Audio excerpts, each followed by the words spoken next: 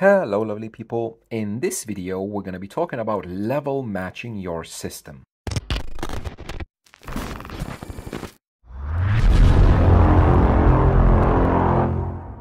If you watched any previous videos, so we were talking about EQ, about targets and about everything else, at this point, if you followed everything, you took your measurements, you chose your targets, you tried to EQ your drivers to the targets, you will have all your responses after EQ, but they're at the levels, just whenever you chose your target, because you will choose your target level based on the driver response, and you will end up with something this, where the levels between left and right, and the levels between the mid-bass, the mid-range, and the tweeters and the subwoofer are not really right. Let me explain. If I'm going to remove all the responses, I'm going to leave only the targets. In order for us to reach this target that we were talking about in the last video about the targets, if you haven't seen, watch that one. In order to reach this target, we need each individual's drivers to be at these levels and play these frequencies. If we will have something off, then they're not gonna sum to this house curve, the target that we're aiming for, and the spectral balance is gonna be off. So for example, if the tweeter is gonna be like 2-3 dB higher, like that, then our house curve is gonna have a rising top end, and it's not gonna sound as intended by this house curve. So in order to do that, we need to match all the drivers to these target levels, not necessarily to the targets but to the levels, because to the targets we're matching with EQ, we're EQing the drivers to the targets, and after that we need to match the levels. In order to do that, the first thing, we need to increase the subwoofer target level, because when you have a normal typical system, you have two tweeters, two mid-ranges, two mid-basses, and only one subwoofer. Even if you have multiple, it doesn't matter. But when you play two mid-bass drivers at the same time, you will have plus 6 decibels of summation compared to your single driver. So when you're going to have the mid-bass, the mid-range, and the tweeter, we will have kind of plus 6 decibels, the level somewhere here. However, the subwoofer is matched only to the single targets. So first what we need to do, we need to go to the subwoofer, which is this one, and add plus 6 decibels.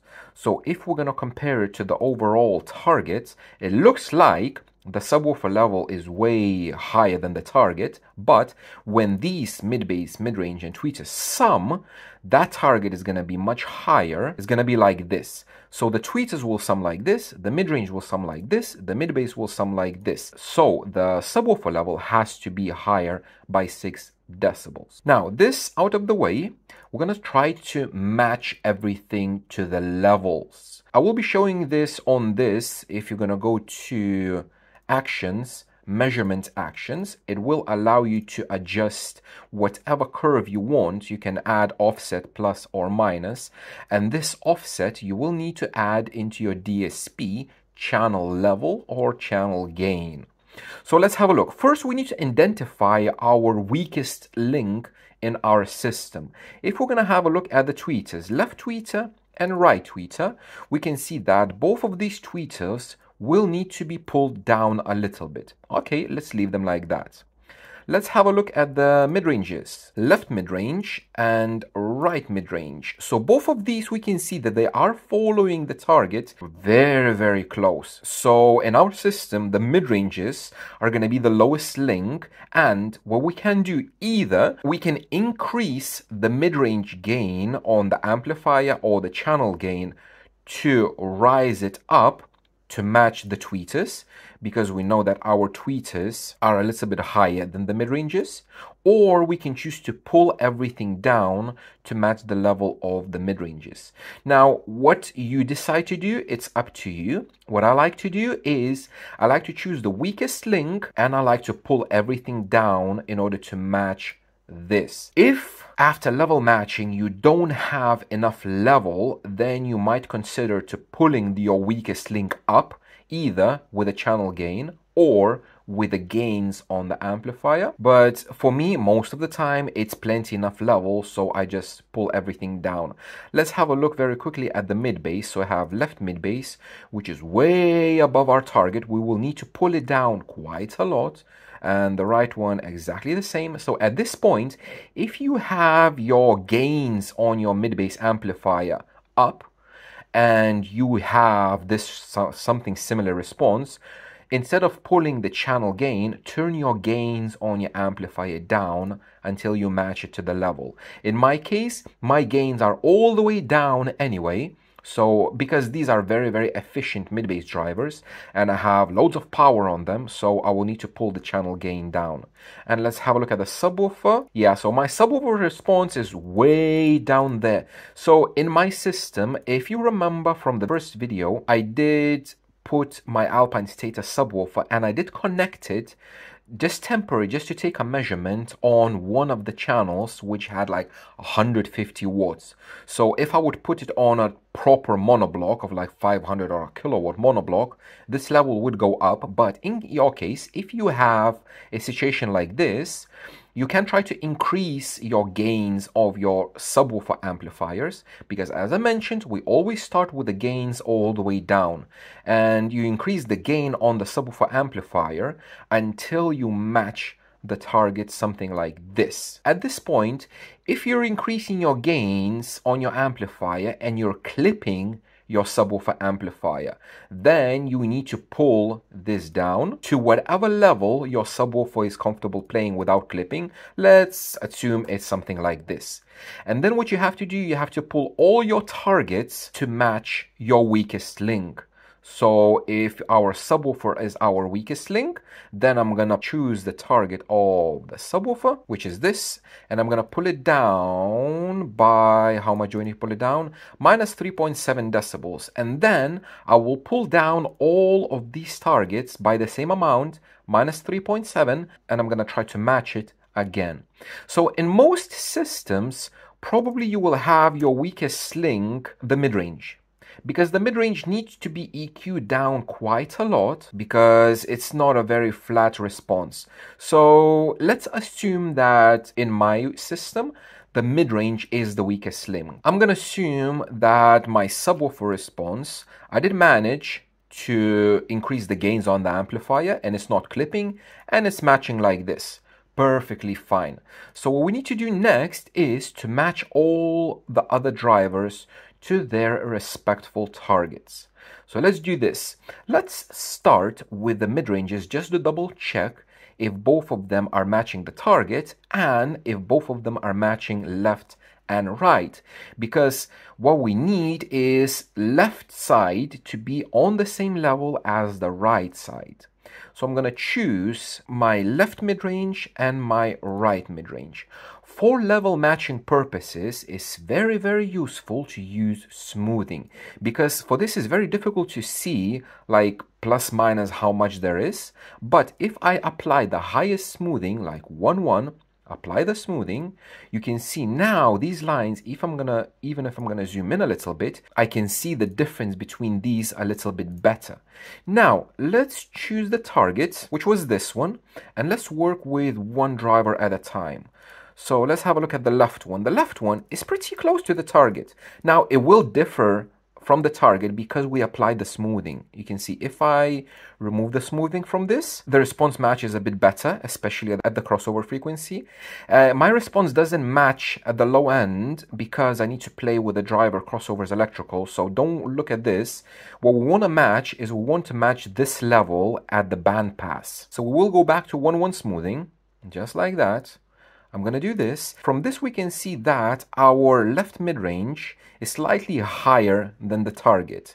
What about the right one? The right one is slightly lower than the target. So what we're going to do is I'm going to take this number 22, which is the right one, and I'm going to pull this up just like this Now it matches it perfectly.